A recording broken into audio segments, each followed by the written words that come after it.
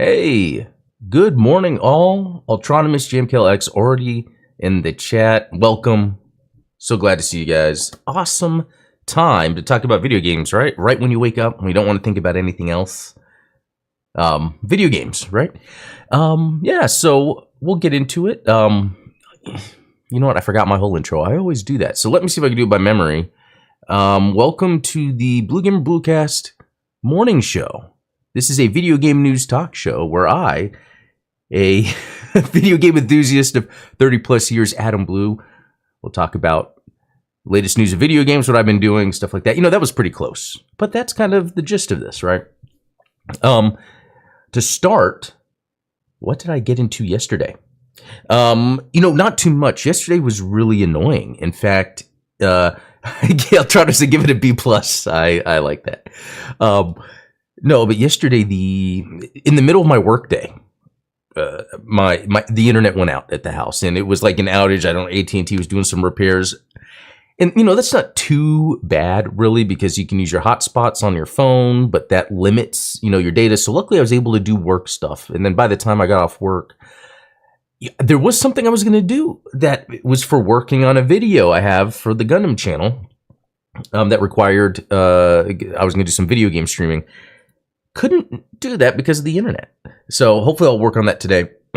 But what I did was what I would be doing anyway yesterday while the internet was out, and that is playing on my custom DS. This thing, I try to get it without so much glare. This thing has been so much fun for me that like even this morning I got up, come downstairs, come to my office. I'm like, oh, look at my custom DS. Because these are, in my opinion, the best controls that exist for retro gaming. And let's see, if I was to start the game real quick, just so you could see, do I touchscreen it? I touchscreen it, which is amazing. Single player, normal. So now we can start seeing the game's about to start. And the cool thing about Contra 4 on the DS is it uses the top and bottom screen. And in the options, I can put a bigger gap if I wanted to between the two screens, but oh no, the control's not working. It is working. Okay, hold on a second. Sometimes, wow, well, this doesn't look good for the live demonstration. Why isn't it working? Did I do something?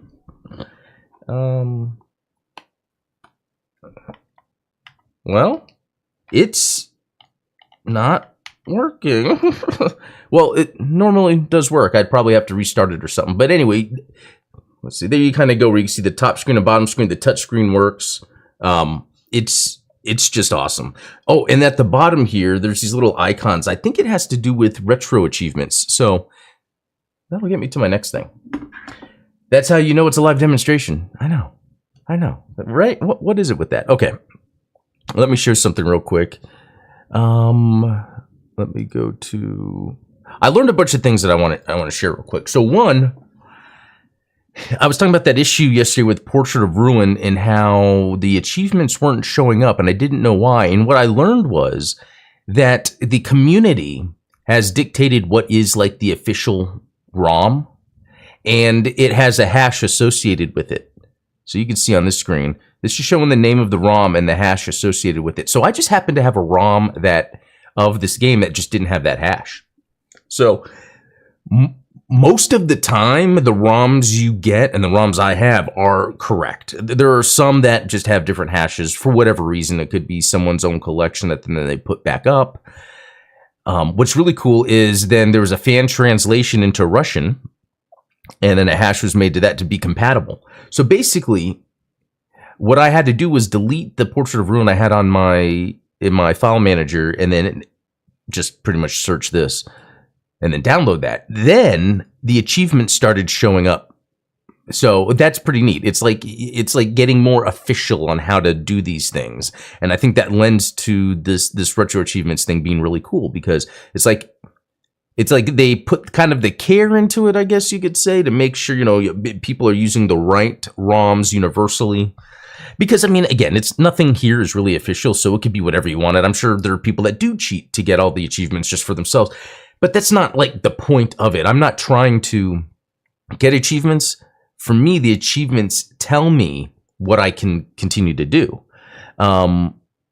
So, for instance, for Contra 4, they have, like, read all pages of the Contra 3 comic. And I'm like, oh, there's a Contra comic in the DS game. I would check that out. Even this interview. Read the interview with Nobuya Nakazato in its entire, like, that's pretty cool to see. I wouldn't have known that existed. Checking out the bonus stuff. And there's some things like in a single session, get every weapon at least once. That's an example of one that I wouldn't necessarily have to get unless it's like, oh, this game is so fun, I want to go back and do it. And this is actually a fun game. That's why I have it up here. I'm just glad, I got the achievements working again, because yesterday I was playing a ton of Portrait of Ruin after already playing it a ton and not getting achievements, after already playing a ton and beating it on my 3DS that I got recently. That's the thing now. I'm learning I can replay these Castlevania games over and over, and they're so fun. Having fun going back through Portrait of Ruin, because my plan is what I'm doing with all of them, what I've just done with Aria of Sorrow recently, like, beat the extra modes. I have an excuse to go back into the castle, because I've learned, after playing the game in the past and then revisiting it again, it's like it's familiar. But then once I revisit it and then I do it again, it's like, okay, I know the castle. I know the ins and outs. I know where the secrets are, so I can get through it real fast, and it just makes it really fun. It's almost like outside of the game, me as the individual is able to become the master. It's like how Dark Souls is. Dark Souls, they're fun games, but when you master it, it like opens up, because it's like you're playing a game where you're in total control of the game. Castlevania does a good job of portraying that. Anyway, just wanted to throw that out there. I love that this exists, so you can make sure you get the right game file. And then I wonder if there's a game out there that doesn't, like, okay. So for instance, I was playing Diddy Kong Racing on DS yesterday, and there are achievements. So what this tells me is I happened to have the non-supported version, because when I loaded it up, it didn't say anything about achievements. Like, usually when you load up a game, it will say logged into retro achievements, and then I think pops up with an icon with my name saying how many achievements I have. So if I don't see that at the beginning of a game, it will usually say like game not identified. Anyway, very cool way to track. It's like I can go back and play all the games from the past, kind of document it along the way. And then other than that, that's really all I got into. What's cool today that's coming in the mail, I guess. Oh, wait. So one of the buttons is working. It's like the D-pad messed up. I wonder, I mean, this is working fine yesterday. I wonder if through the means of modification, I might have broke something. But I think I've had this happen before where I had to like shut it off, unplug it, turn it back on. But I am getting the black variant of this controller that's made by Red, the company that has those really high-end cameras. They got this they licensed from GameSir this controller to make their own version, because it is, in my opinion, the best video game controller that exists for non-modern games. And when I talk about modern games, I mean things that require analog stick at all times. Like for me, the best modern controller is actually a mix of a GameSir, it's the same company as the cell phone one, and the Vader 3 Pro. FlyDigi is the company. Like, this is the best controller for modern stuff. And the reason I say that is a lot of it has to do with the buttons. Like, this has like the mechanical keys, which are great if you're just pressing it every once in a while, like playing an action game. But if you're having to press buttons a lot, like you know, in a Castlevania where you're just, you know, pressing the attack button, these are half mechanical, half membrane. They don't sound as clicky, but there's also a membrane push when you push down and then you get the click. You know, it might not matter to people. I play the game so much it does. This is just straight up membrane, and it just feels so good. What I'm going to do is with the other controller I get when I want to play standard, like horizontally, I'll then be able to plug it in directly into here, not have to, just slight modifications to extend this out more. But all right, well, still, I'm in shock that it's like the controller is half working. That's why I think I must have broke it. I'll unplug it for now. Okay, let's jump into news, shall we? Metal Gear Solid 3 Remake release date seemingly leaked by GameStop. So this looks fantastic. Although I've never played a Metal Gear game to completion. It's like they're pretty fun, but I think a lot of times the narrative gets in the way of me like getting back to it. And I don't know. Let's see, what are they saying? November 17th. That seems cool. Let's see, Resident Evil Village passes 10 million sales. Well, that makes sense. Resident Evil is killing it. The next one, 9? Yeah, next one. I haven't, you know what? I haven't played Village. That's crazy. I need to do that. I started it, and then I just moved on, but it's the only Resident Evil I haven't played. Yeah. There's some I've played I've never beaten, like Zero, Revelations, one of the Revelations, probably the second one. The spirit of E3 could be felt in LA. Now let's bring it back. Okay, that's interesting. You know, I don't know what the details of this opinion is, but just from looking at the title there, it kind of reminds me of what I was talking about yesterday, how it's like the Summer Games Fest happened. There's a lot of announcements, a lot of things going on in LA or whatever. Was it LA? Yeah. But it didn't feel like E3. When they had the shows, it was just people on stage talking about stuff. Yeah, sometimes people hanging out together, but there was less of that.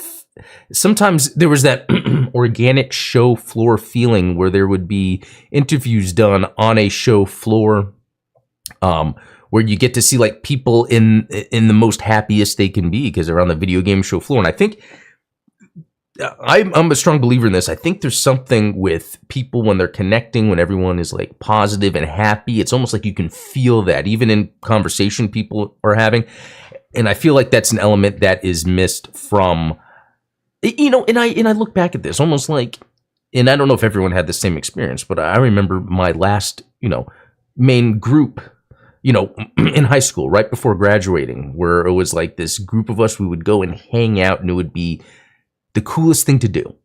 When you would be at home, it's like, oh, friends are going to go hang out. Oh, man, let's all go hang out. And it would just be nothing. We'd go hang out at Sonic, you know, and sit and get a slushie or something. But it was just the coolest thing. And I think that's a strong element with video games, especially for someone like me. It's easy to isolate myself and just play a single player game for a long period of time.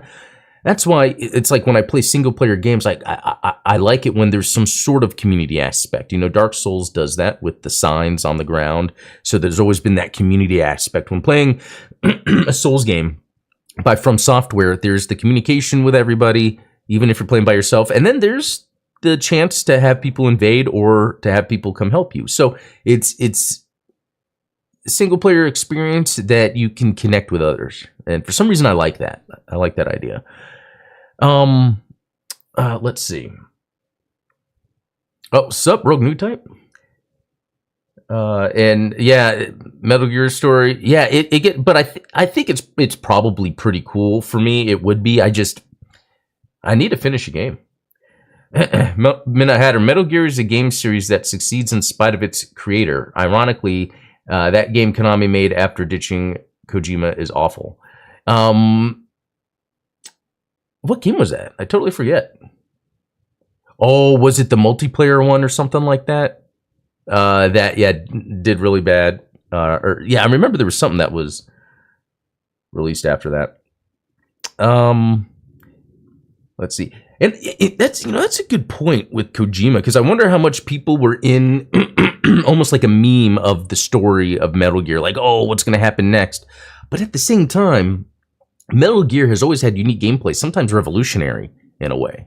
Especially even when it was in 3D, even its 3D iterations, there would be little things that would kind of elevate it. So that was a neat, in my opinion, Konami is a great game company. They are very careful with what they do, because you never know if something turns out bad, and sometimes things turn out bad. Like in the 2010s with their Castlevania Lords of Shadow. The first one was good. The second one, I don't know what that was. And then they had the Mirror of Fate HD, which was on 3DS, which I never played. Maybe I should. It's just not Japanese Castlevania. I don't know if that matters. Let's see. The zombie one was weird enough to be Kojima. Yeah, I don't know what that is. I probably do, just forgot. Anyway, back to that whole thing with the spirit of the Ghost of E3 has been more substantial this year. Bigger isn't always better, of course, and I'm fairly sure that I'll enjoy this week less the noisier it becomes. Yeah, that's an interesting way to go about it, because there are some times when I've been to big gaming conventions how there's a lot going on. Was I at... I forgot the last big one. It might have been like PAX South or something. It's been a while. I got to say, I've gone to a lot of video game conventions in the past. Typically, I don't get anything out of it. It's more of, here's a game that's coming out. It's available online. I think the biggest thing I got out of it was actually making the connections. And it's been a long time, but it was, back when I would go meet people. We'd add each other on... I think it was still Facebook back when I was doing this. You would add people on Facebook, developers, and all that. All right, let's look at some more news. Some F1 stuff. I don't know. Oh, yeah, the GameStop leaked date. Black Ops 6 beta could launch in late August for pre-order customers. Pretty cool. Oh, yeah, something very interesting. So my brother was telling me that there is a... So none of the skins from, Modern Warfare will carry over to Black Ops 6.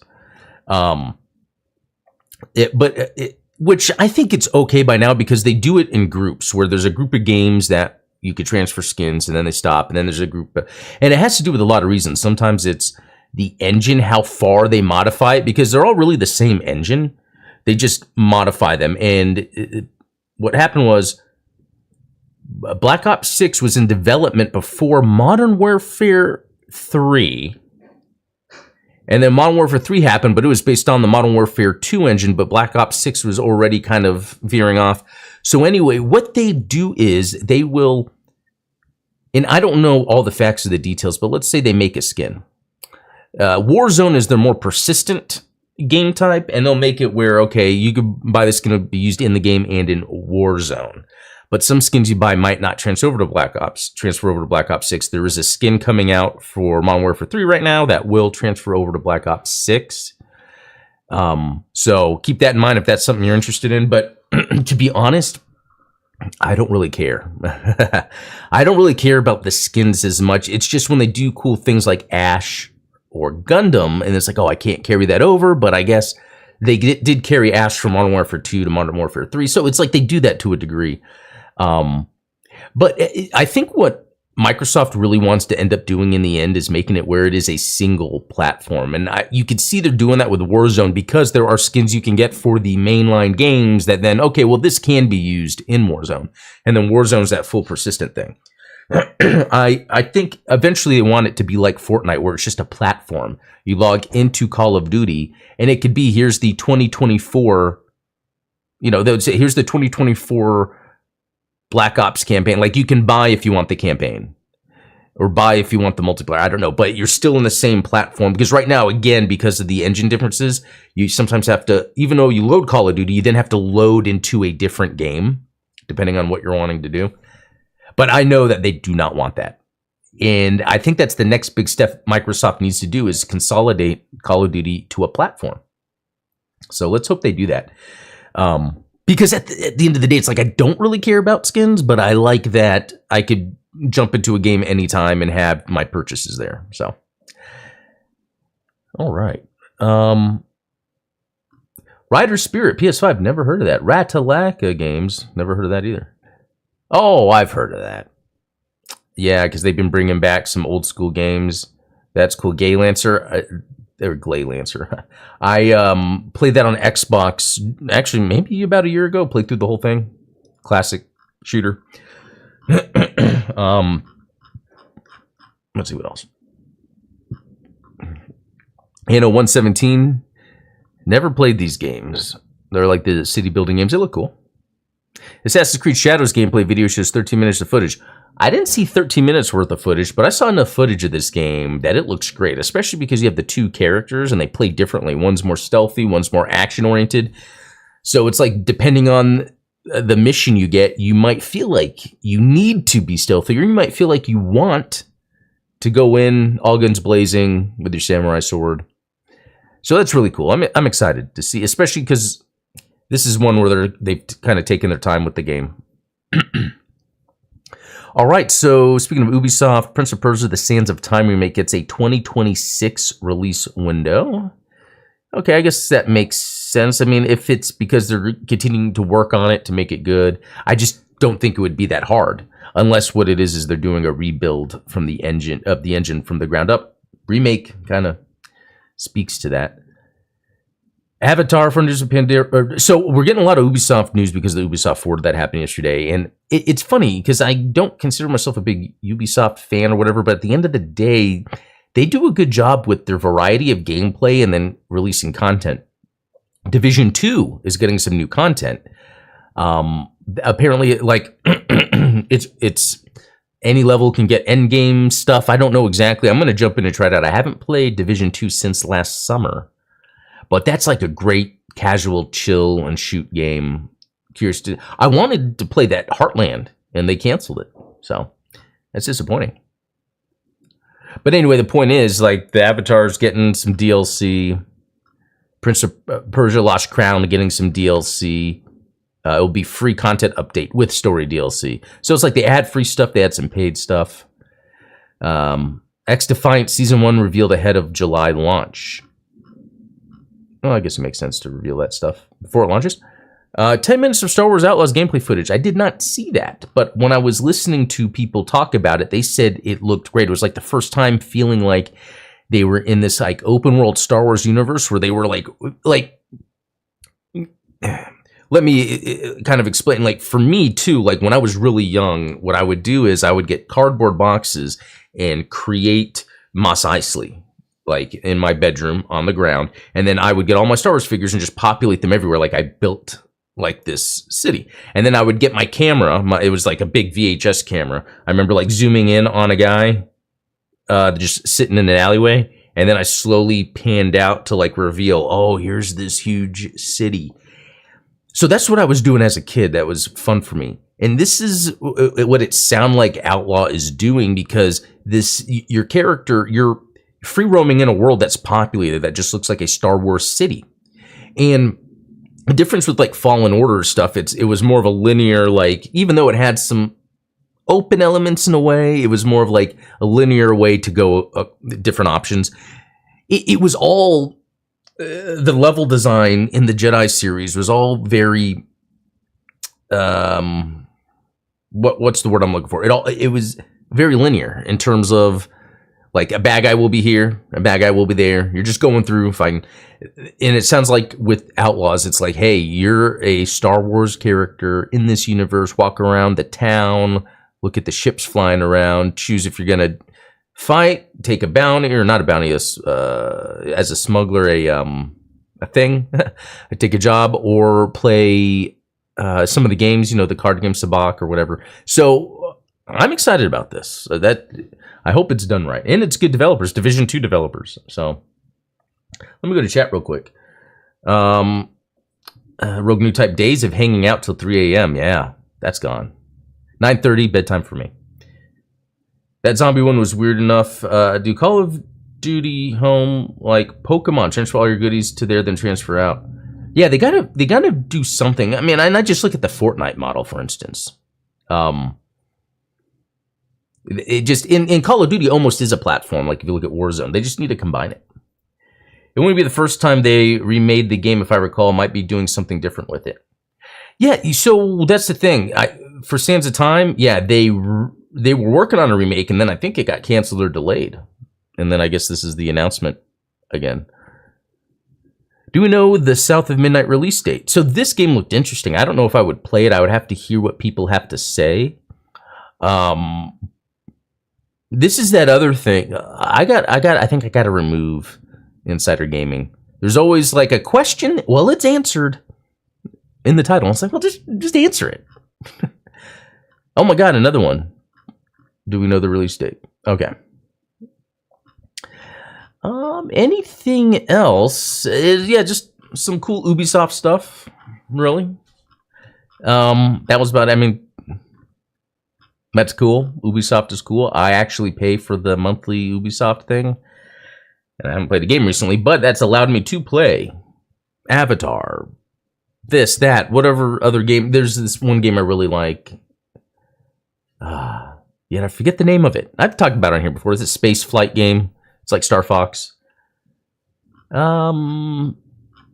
Anything else? Now, this is a very Ubisoft-centric news day. Like, if I was to go to video game news, anything change? Actually, yeah, let me do that real quick. Let me go up here.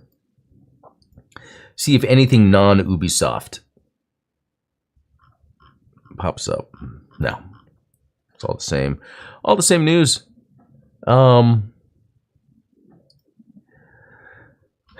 Yeah, I think that's about it. Yeah, good talk. I mean, it's near the end of the show anyway. Oh, hold on. Starlink Battle for Atlas. Love the game. Cool. That is cool that you like it, because I loved it too. I've played through it 3 times, and I haven't beat it, because I played through it on Switch, yeah, to play like the Star Fox missions, which is awesome. It's like playing a Star Fox game. Then I played it on Xbox for a while, because I wanted better graphics, but it was still only 30 FPS, and on PC it's 60. So then I bought it on PC. No, I didn't buy it on PC, or did I? I might have just used the Ubisoft app for that. But it's a great game. Like, it's just one of those where I don't think they marketed it well. To me, think about it. It's an open world space flight combat game where you can fly out of a planet, fly to another. It's like doing all the things No Man's Sky was doing. And I mean, yeah, you can't get out of your ship, but when you're on the ground, it like, you can like strafe around and hover, and then so there'll be giant enemies and you have to fly around. But yeah, like you have whole planets to take over, and you go fly to different planets. Excellent game. Excellent game. Boring Ubisoft news cycle. So that's the thing. I feel like Ubisoft is a good gamers publisher. But yeah, like I was just talking about with the marketing of Battle for Atlas, their marketing is boring. And maybe their thought is just games first. Here's the games, here's updates, here's DLC, but there's nothing about it that gets me excited. Ubisoft news without Just Dance feels weird. They didn't market it well at all. The focus on the toys initially was what turned me off, since I thought it was a requirement. Yeah, that was interesting. I bought, and I still have the Star Fox one. But yeah, once I found out you don't need it, like I did not even care about using the toys anymore. And I think that might have split the difference of what could have made the game super popular. So Well, that's about it. You know, it was fun hanging out, talking some games this morning. I will be back tomorrow morning. I almost didn't have the show today because the internet being out yesterday, they said it wouldn't be back on until 4 p.m. today. And so I get up later than normal because I was like, I'm not going to be doing anything today. And then I saw the internet was up, so I did this real quick. So I'm glad I did. So yeah, stay tuned for tomorrow. We'll be able to demonstrate this actually working. Again, I don't know if I might have, just because of the way I have the cabling in here. I mean, I guess it's hard to see, but what if I'm messing up the internals somehow? I don't know. But anyway, thanks for watching. We will talk tomorrow. Have a good rest of the day. See you.